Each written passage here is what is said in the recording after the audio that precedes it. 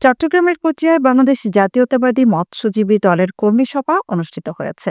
গতকাল রাতে উপজেলার কুসুমপুরা ইউনিয়নের হরিণখাইন এলাকায় আয়োজিত কর্মী সভা শিল্প উদ্যোক্তা হাজী সৈয়দের সভাপতিত্বে অনুষ্ঠিত হয়।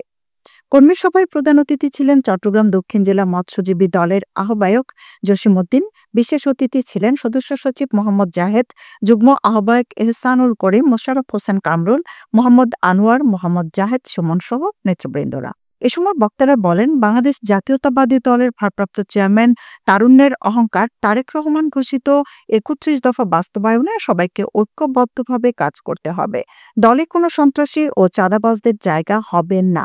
নির্বাচন নিয়ে অন্তর্বর্তী সরকার তালবাহানা শুরু করেছে। প্রতিটি ইউনিয়ন ও ওয়ার্ডে মৎস্যজীবী দলের কর্মী সভা করে কমিটি গঠন করে সংগঠনকে শক্তিশালী হিসেবে গড়ে তোলা হবে।